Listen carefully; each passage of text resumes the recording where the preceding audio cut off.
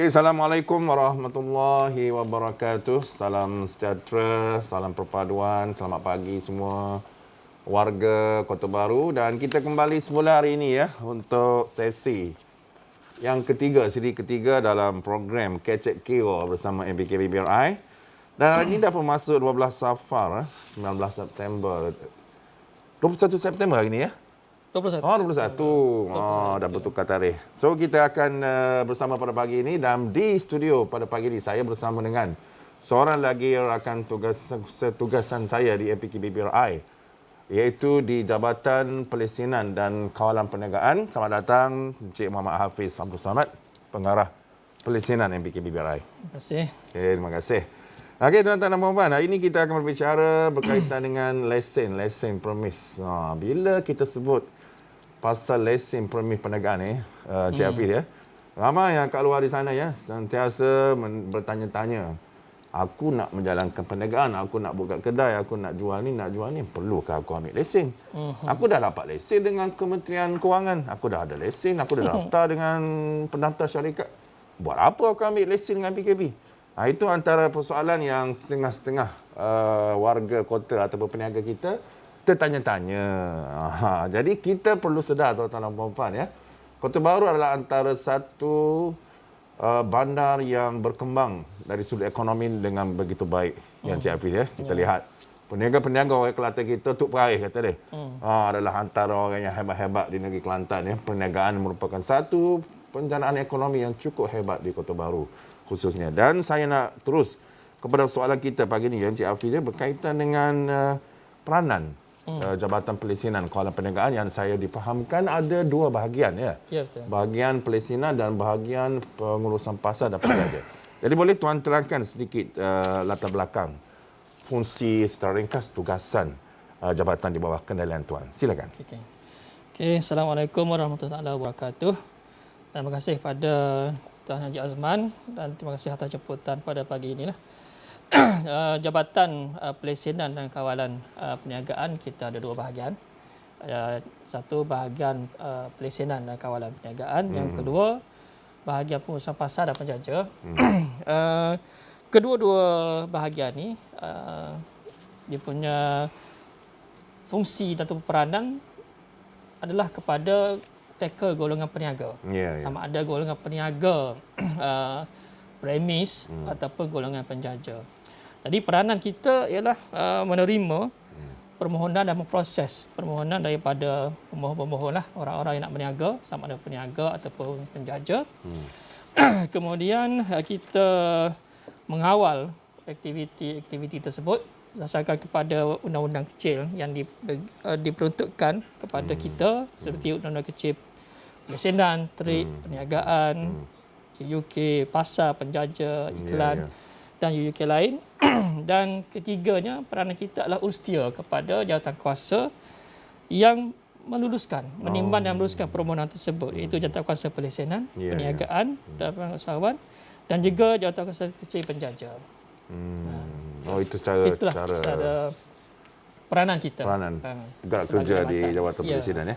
Okey, Cik Hafiz, katakanlah rakan niaga kita kat luar sana yang nak menjalankan perniagaan. Jadi antara cara mudah lah, syarat cara mudah, paling mudah.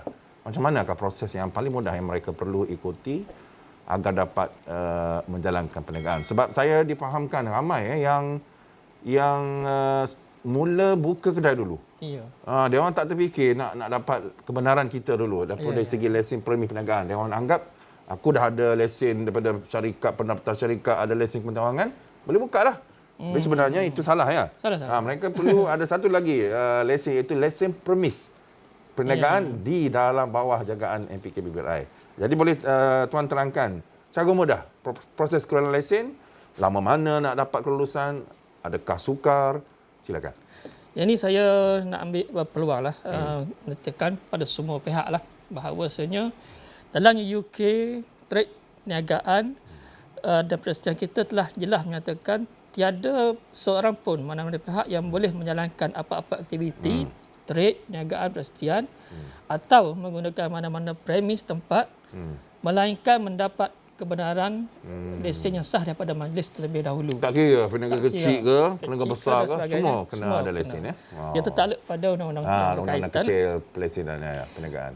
Dan dari sudut permohonan, pihak yang ingin berniaga ini perlu buat permohonan kepada majlis, sama ada datang ke kaunter kita pejabat, ya. untuk mendapatkan borang, ataupun boleh juga download di website APKB borang-borang tersebut di apkb.kelantan.gov.my.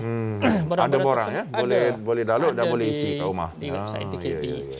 Dan di dalam borang tersebut terteralah keperluan-keperluan, dokumen-dokumen yang diperlukan. Seperti contohnya surat kebenaran tuan tanah ataupun salinan perjanjian dengan tuan tanah. Yang ni yang banyak isu lah. Sebab kebanyakan pemohon ni dia tidak jelas dari sudut kebenaran ataupun perjanjiannya dengan tuan tanah. Tuan tanah tu maksudnya pemilik kedai penyewa lah. Penyewa. Maknanya salinan perjanjian penyewaan. Kecuali ataupun kalau bangunan dia sendiri tak perlu. Sendiri tak perlu. Ni yang Dia contoh yang sewa kedai orang. Ya, sewa rumah kedai. kalau yang sendiri ni dia kena buktikan di dia cabutan hak milik dia. Cabutan hak milik, betul. Ya. Ya.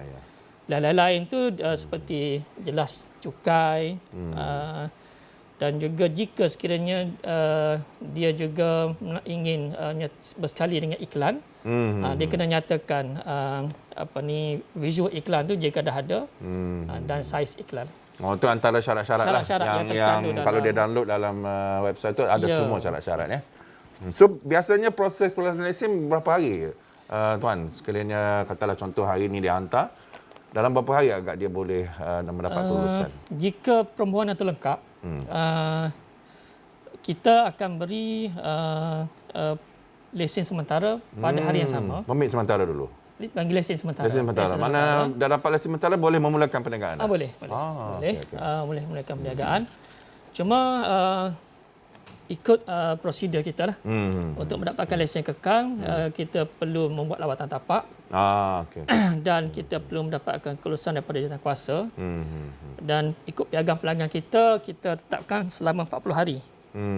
Cuma sekarang ni musim pandemik, mungkin lebih lama ada sikit tertangguh kerana okay. Tapi asalkan dah dapat lesen sementara dah boleh memulakan perniagaan ya. Itu antara kemudahan ya tuan-tuan dan puan-puan ya. Senang saja ya. Download saja borang dalam website ataupun datang ke pejabat, isi borang lengkap, insya-Allah kita akan bagi lesen sementara ya. Ya, bagus. Baiklah tuan, dalam musim pandemik COVID-19 kita masih lagi dalam suasana, kalau negeri Kelantan masih lagi dalam fasa 2 ya, di bawah Pelan Pemulihan Negara. Dan adakah sedikit kelonggaran ataupun bantuan, pengecualian apa pembayaran, diskaun ke apa yang diberikan oleh pihak jabatan tuan kepada golongan-golongan peniaga, khususnya peniaga kecil lah saya katakan, contoh yang jual goreng pisang, kedai runcit kecil-kecil kat kampung, adakah sedikit kelonggaran diberikan oleh pihak majlis? Jadi kalau untuk bahagian lesen ni dia tak ada apa-apa kelonggaran lah buat masa ni, sebab lesen tu tetap wajib dibayar lah. Mana lesen yang setahun sekali itu memang tak ada pengurangan lah. Tak ada pengurangan lah. Tetap wajib dibayar. Dan saya nak ingatkan jugalah kepada semua pihak lah. Sebab pada musim pandemik ni kita memahamilah situasi pihak peniaga. Namun kewajipannya lesen tersebut tetap wajib diperbarui setahun sekali.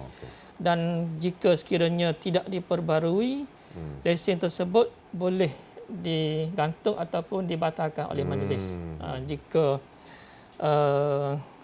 melebihi setahun sebenarnya.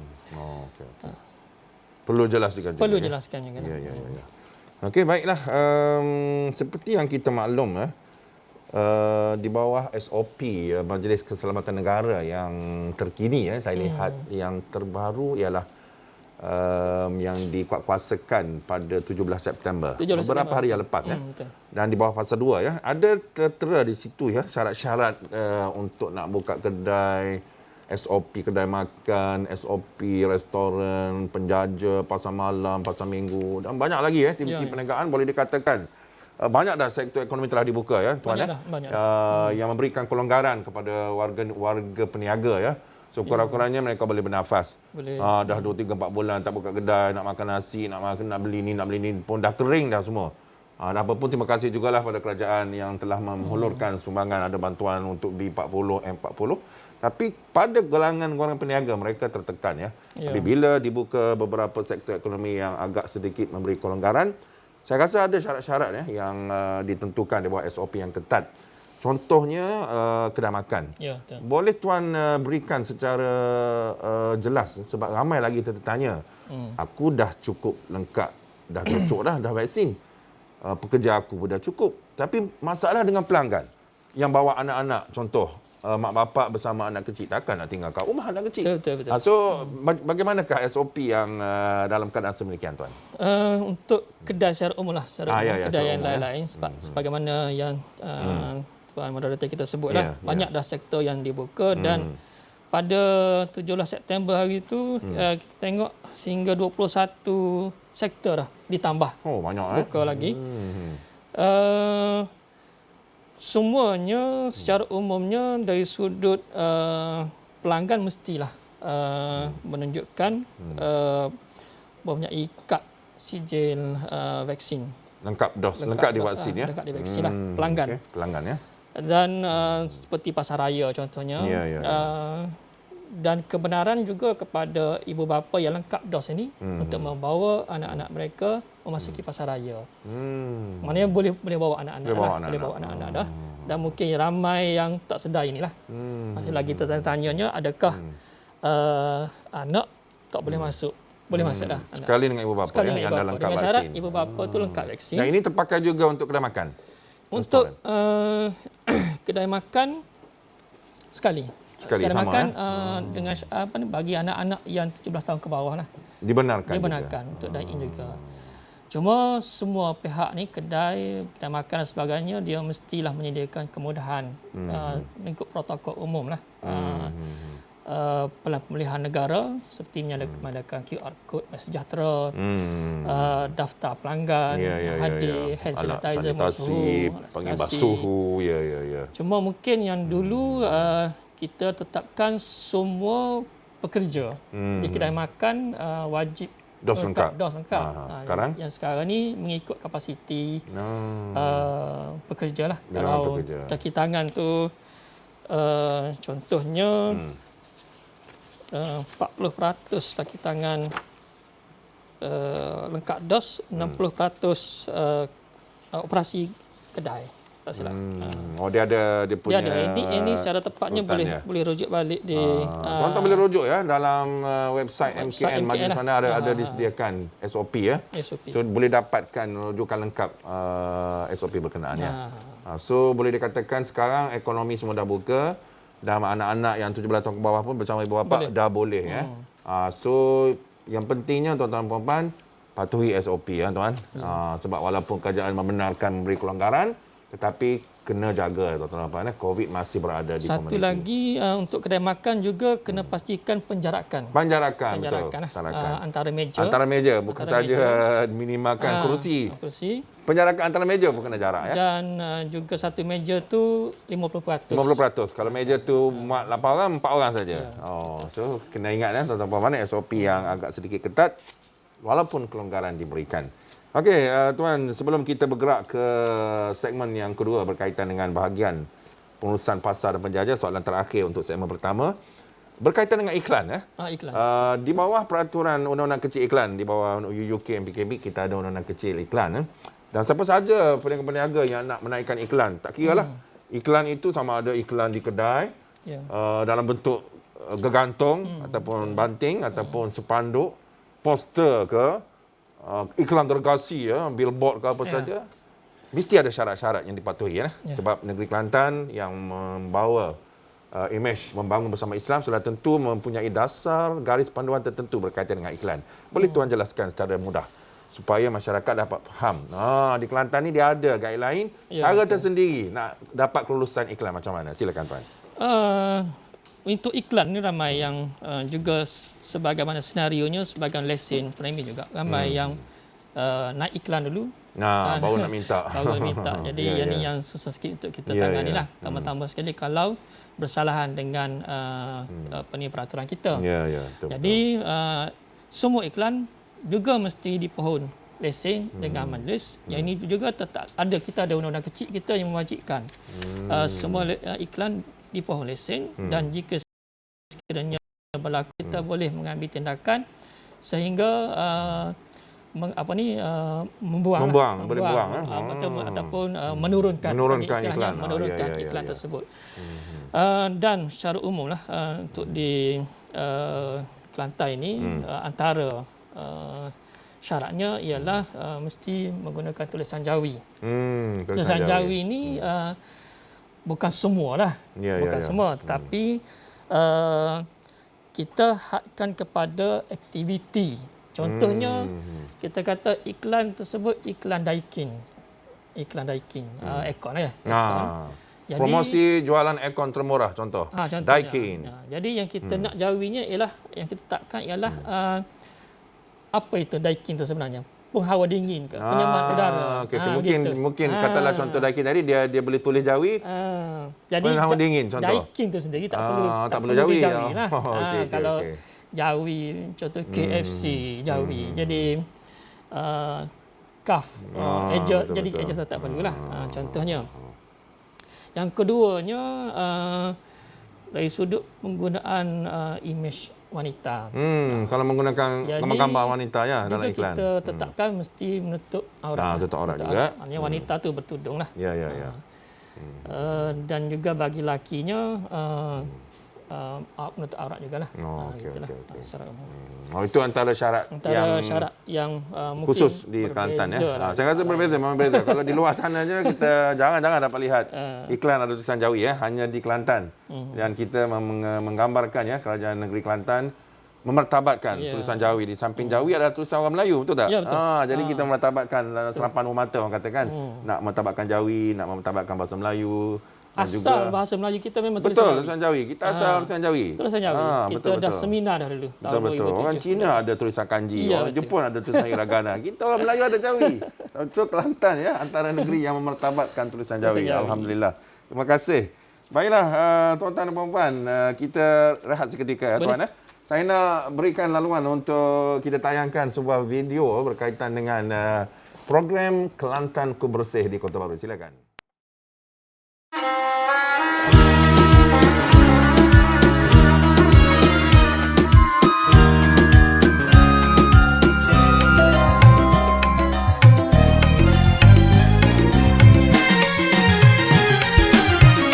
Siapa kute jangan tahu kasih, kau tak batas supe atas tanah pasir. Mi tak tulu ambil sapo atas air, masih kak baik hidup jadi style. Jumpa siapa kute jangan tahu kasih, jumpa siapa kute jangan tahu kasih, siapa kute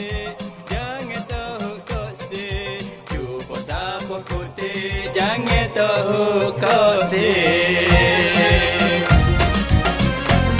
Kelantan ku bersih jadi tumpuan, sedak mata kelih jaga kebersihan. Jangan kata tak leh buat sikit sore, boleh kena boleh kerana Kelantan kita sayang. Jumpa siapa kutip jangan tahu kasih, kau tak batas supe ada tanah pasir.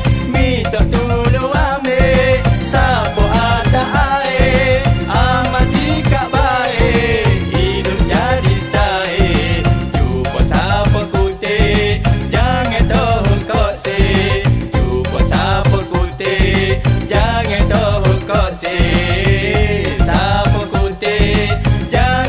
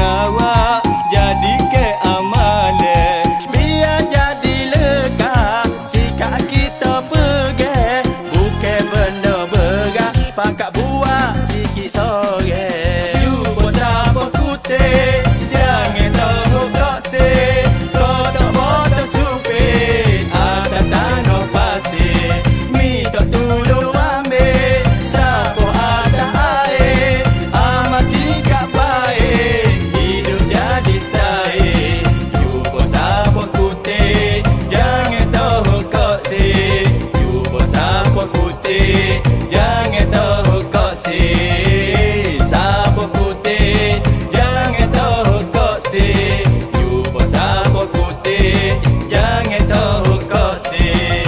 Jumpa sabun putih, jangan tahu koseh. Jumpa sabun putih, jangan tahu koseh. Sabun putih, jangan tahu koseh. Jumpa sabun putih, jangan tahu koseh.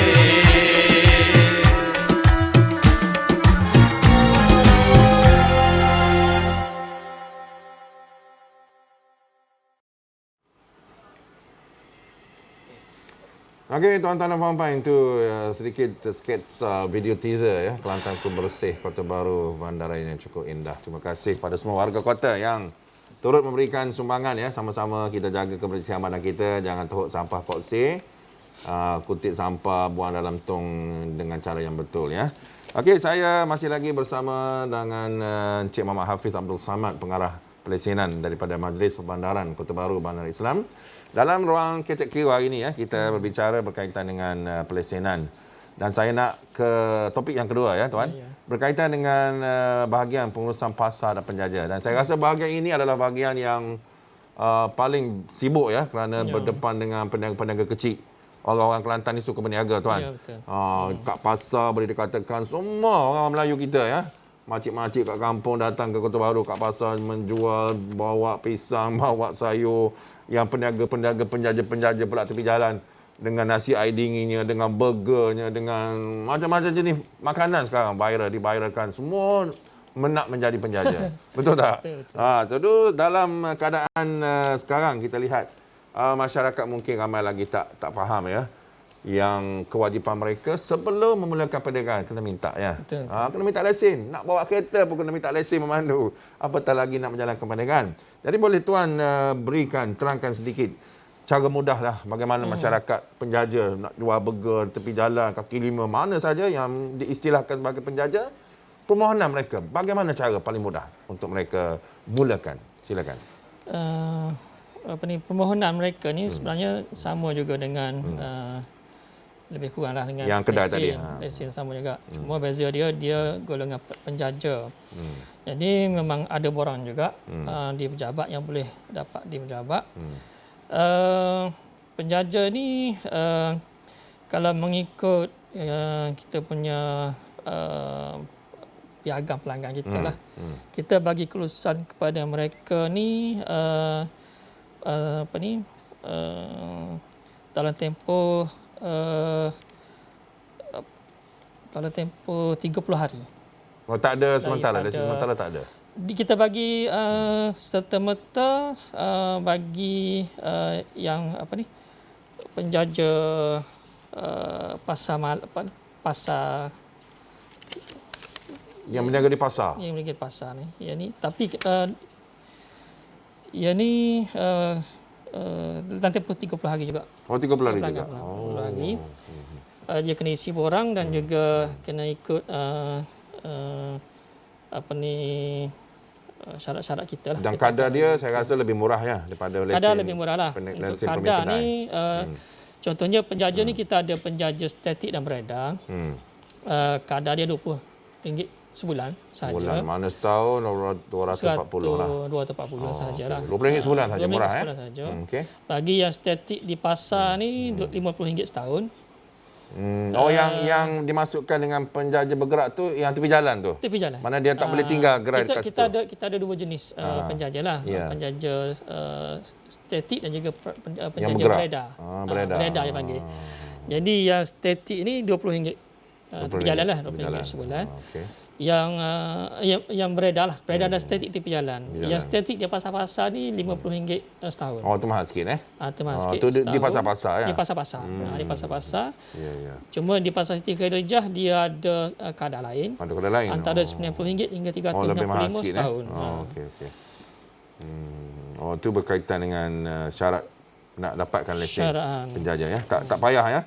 Dalam masa 30 hari insya-Allah tuan-tuan puan-puan boleh dapat lesen berkenaan ya. Okey, saya lihat baru-baru ni kerajaan negeri ada ya menyediakan sedikit kemudahan kepada peniaga-peniaga khususnya penjaja. Sama ada di pasar malam, pasar minggu, tepi jalan, penjaja bergerak, insentif Jadi di bawah Jabatan Pesisir Penjaja MPKB ini adakah diselaraskan dengan negeri dan berapakah sebenarnya jumlah bantuan yang diberikan untuk khusus untuk yang ini yang sempena COVID untuk makluman semualah memang kerajaan negeri memberi banyak insentif lah kepada golongan penjaja untuk yang terkesan besar dengan COVID yang sekarang ini melanda. Antaranya kerajaan negeri telah memberi pengecualian bayaran lesen penjaja, melibatkan penjaja kecil, penjaja pasar malam, semua pasar tani, pasar minggu bagi tahun 2021. Untuk tahun ini, untuk tahun 2021. satu tahun. Dikecualikan bayaran. Dan anggaran semua jumlah tersebut RM458,105 yang di MPKB. Maknanya sahaja. MPKB menanggung kerugian. Kerana kerajaan negeri mengecualikan lesen. Itu satu berita baiklah. Insentif daripada kerajaan negeri kepada semua untuk penjaja. warga-warga yang berpendapatan kecil peniaga-peniaga penjaja ni tak yang perlu bayar. Yang kedua, kerajaan negeri juga telah memberi bantuan keuangan kepada peniaga bazar Ramadan. Yang bagi tahun Ramadan 2021 juga RM600 seorang. Kita ada rekod 418 peniaga. RM260,000. Semua sekali. Yang ketiga juga sumbangan oleh Yang Berhormat Mulia Tengku Temenggung Kelantan. Ada juga. Kepada peniaga pasar malam RM300 seorang bagi tahun 2021. Ini di bawah program Majlis Agama Islam. Ini di bawah Yang Berhormat Mulia Tengku Temenggung sendiri. Sendiri. Alhamdulillah. Alhamdulillah. Dan sumbangan ini telah pun, yang ketiga-tiganya sumbangan ini telah pun semua telah dijelaskan disampaikan kepada peniaga. Dan juga satu lagi juga daripada pengecualian bagi pasar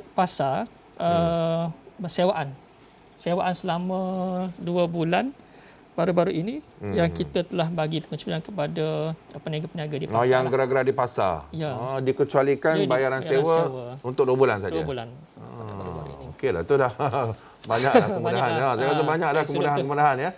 Yang penting tuan-tuan dan puan kita kena bersabar ya. Semua susah tuan ya.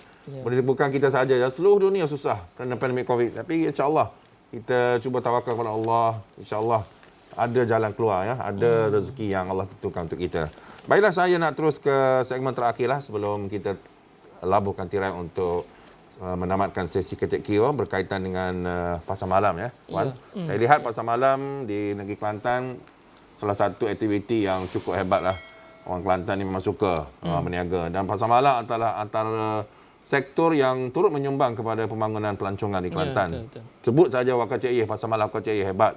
Seluruh dunia kenal Wak Kecik Ye. Sebut saja pasar malam Parit Dalam, orang kenal tuan menunjukkan pasar malam itu satu identiti orang Kelantan kita yang lebih menonjolkan dari sudut pelancongan. Jadi saya lihat di Kota Baru belum lagi dibuka ya. Pasar-pasar malam terutama di Wak Kecik Ye dan juga di pusat bandar Kota Baru.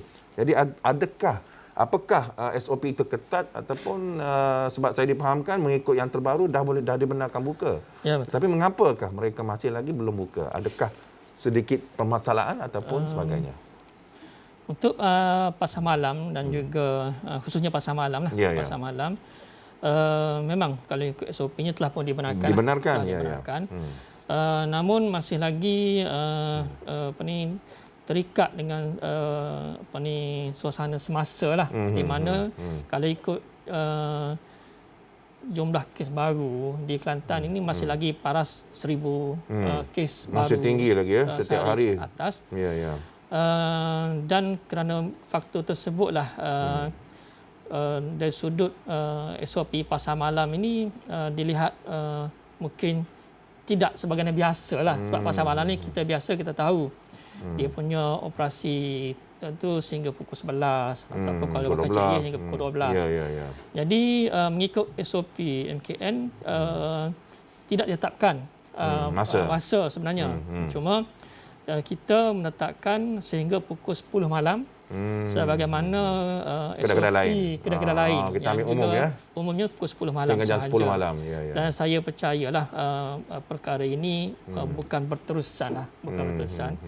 Sebab itulah kita pun menekankan sekarang ini kepada bagaimana kita nak boleh keluar daripada situasi pandemik ini. Antaranya kita amat-amat menggalakkan peniaga-peniaga ini segerakan